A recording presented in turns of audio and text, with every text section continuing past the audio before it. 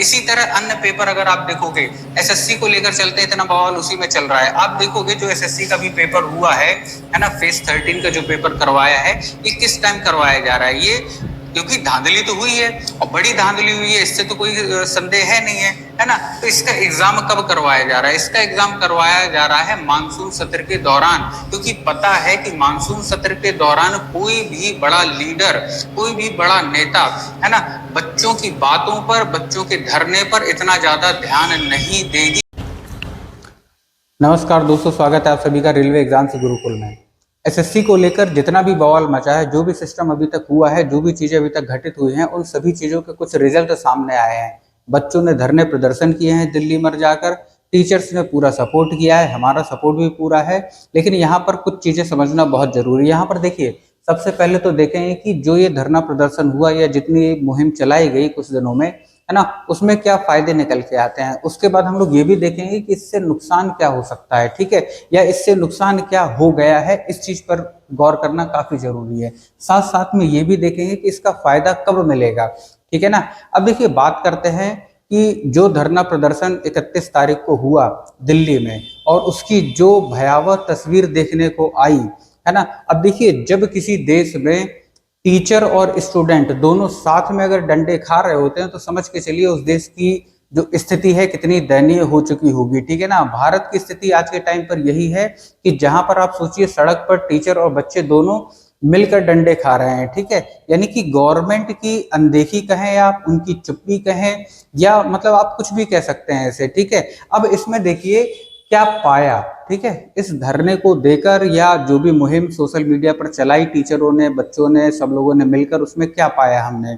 पहली चीज तो ये कि गवर्नमेंट को कहीं ना कहीं एक छोटा सा एहसास जरूर हुआ होगा कि बच्चों के साथ इस तरह सलूक करना या एग्जाम्स को लेकर इस तरह बड़ी बड़ी जो धांधलियां हो रही हैं, है ना, ये सब करने से कभी भी आपकी सरकार भी गिर सकती है। क्योंकि अगर आप देख के चलोगे, अच्छा, इसमें एक चीज और गौर करने वाली है कि जितने भी एग्जाम्स पिछले 2 सालों में हुए हैं, पिछले 2 सालों में जितने भी एग्जाम्स हुए हैं, उनका पैटर्न देखिए जरा, उनका रिजल्ट कब आता है, साथ साथ में एग्जाम कब लिया जाता है, इसका पैटर्न समझिए जरा। अभी आप नीट का पेपर देखिए, नीट का जो रिजल्ट आया, किस दिन दिया नीट का रिजल्ट।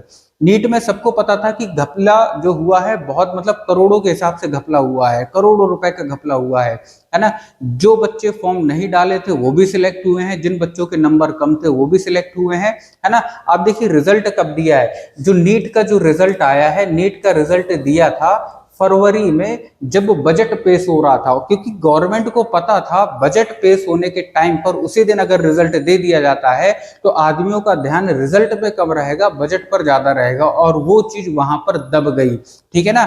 इसी तरह अन्य पेपर अगर आप देखोगे, एसएससी को लेकर चलते हैं, इतना बवाल उसी में चल रहा है। आप देखोगे जो एसएससी का भी पेपर हुआ है ना, फेज 13 का जो पेपर करवाया है, ये किस टाइम करवाया जा रहा है? ये क्योंकि धांधली तो हुई है और बड़ी धांधली हुई है, इससे तो कोई संदेह है नहीं है ना। तो इसका एग्जाम कब करवाया जा रहा है? इसका एग्जाम करवाया जा रहा है मानसून सत्र के दौरान, क्योंकि पता है कि मानसून सत्र के दौरान कोई भी बड़ा लीडर, कोई भी बड़ा नेता, है ना, बच्चों की बातों पर, बच्चों के धरने पर इतना ज्यादा ध्यान नहीं देगी। ये सबसे बड़ा नुकसान हमारा है, क्योंकि बजट टाइम, ये जो मानसून सत्र चल रहा है, इस टाइम पर एग्जाम करवाने का मतलब यही है ना, कि अगर टीचर और बच्चे कभी धरना देते हैं या कोई मुहिम चलाते हैं तो नेताओं के कान तक ये बात पहुंचना मुश्किल हो जाता है, क्योंकि उनका इससे कोई लेना देना फिलहाल के लिए नहीं रह जाता। वो केवल अपने सत्र पर ही भरोसा करते हैं, वहीं पर जाकर बहसबाजी करने में ही उन्हें अपना मतलब मजा आ रहा होता है, ठीक है ना। तो एक नुकसान हमें जो सबसे बड़ा हुआ है इसी का हुआ है, ठीक है, क्योंकि कोई भी बड़ा लीडर साथ में जुड़ने के लिए फिलहाल के लिए अभी तैयार नजर नहीं आ रहा है। विपक्षी पार्टियों के जुड़ने से कोई खास फर्क फिलहाल के लिए नहीं पड़ेगा, ठीक है। अच्छा, इसमें देखिए मोदी गवर्नमेंट, देखिए मोदी गवर्नमेंट की विदेश पॉलिसी की अगर बात करें, है ना, 100 आउट ऑफ 100 मार्क्स मिलने चाहिए उन्हें, अच्छी विदेश पॉलिसी चल रही है। अगर आप देखोगे इंटरनल सिक्योरिटी, उसमें 100 आउट ऑफ 100 मिल सकते हैं, है ना। मोदी गवर्नमेंट को अच्छी मतलब व्यवस्था करके रखी है। लेकिन जो बच्चों के एग्जाम्स के साथ गड़बड़ी हो रही है, उनके भविष्य के साथ जो खिलवाड़ हो रहा है, यहाँ पर एक बड़ा थंब मिलता है, वो भी अपोजिट डायरेक्शन में, और इस वजह से, है ना, इस वजह से आप देखोगे कि भले ही न्यूज़ चैनल्स में ना कवर किया जा रहा हो उस हिसाब से, या कहीं और ना कवर किया जा रहा हो, लेकिन चुनाव के टाइम पर 2029 में बीजेपी को दोबारा से चुनाव लड़ना है। ध्यान में रखना चाहिए उन्हें इस बात को भी, 2029 में दोबारा से वोटिंग होगी और यहाँ पर एक सेटबैक बीजेपी को झेलना पड़ेगा इन सभी एग्जाम्स को लेकर। इनकी जवाबदेही बनती है उनकी, ठीक है ना, गवर्नमेंट की पूरी पूरी जवाबदेही बनती है और यहाँ पर आप देखोगे इसका इन्हें काफी ज्यादा भुगतान करना पड़ेगा और एक बार भुगतान तो अभी 2024 के इलेक्शन में इन्हें करना पड़ चुका है ना। और यहाँ पर तो काफी ज्यादा बड़ा भुगतान करना पड़ेगा, ठीक है। क्यों? क्योंकि जो स्टूडेंट से जुड़ी समस्याएं होती हैं ये लाइमलाइट में भले ही ना आए, लेकिन आम जनता के बीच में बच्चों के मन में एक कहीं ना कहीं द्वेष की भावना आ ही जाती है गवर्नमेंट के खिलाफ, ठीक है ना।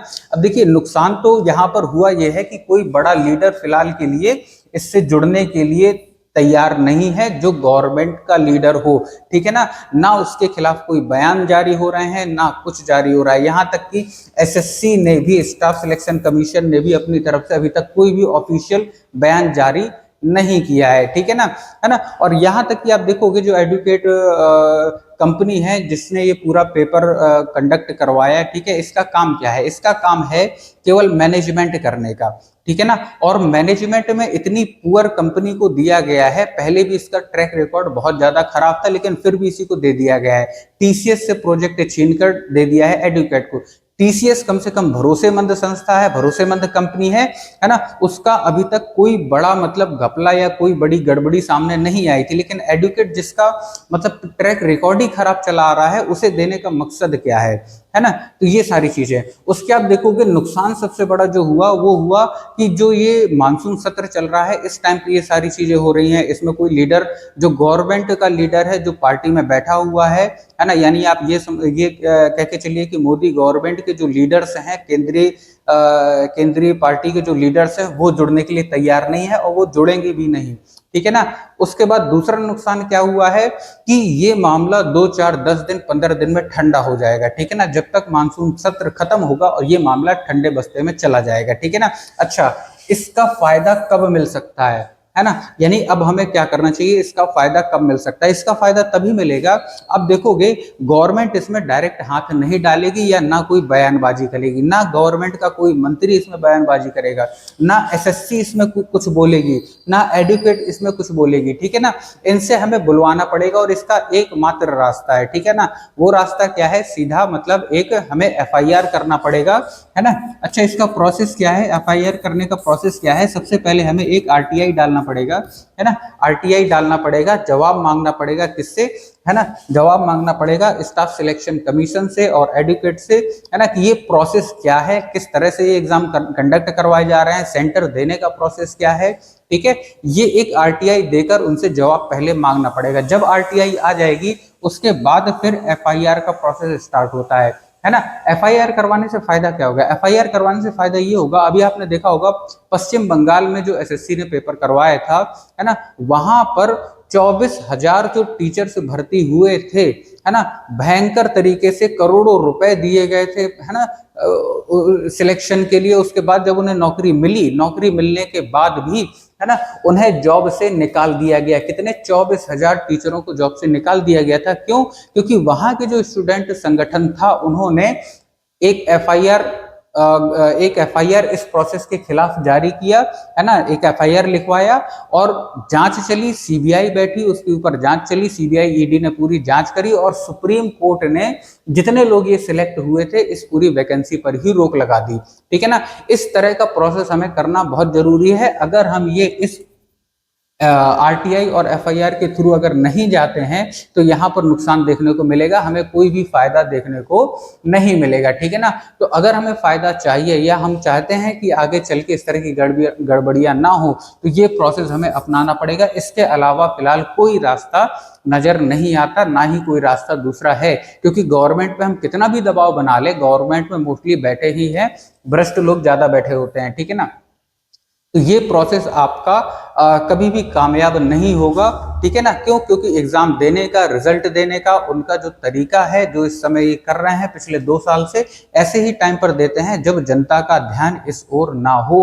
और बड़े बड़े ये रैली निकालने से इस समय कोई फायदा नहीं होता है। अब सोचिए, बारिश में बच्चा एक स्टेट से दूसरे स्टेट ट्रेवल कर रहा है, दिक्कतें होती हैं, नहीं पहुंच पाता कई बार, और उसके ऊपर भी पुलिस की बदसलूकी उसका मनोबल तोड़ने वाली होती है।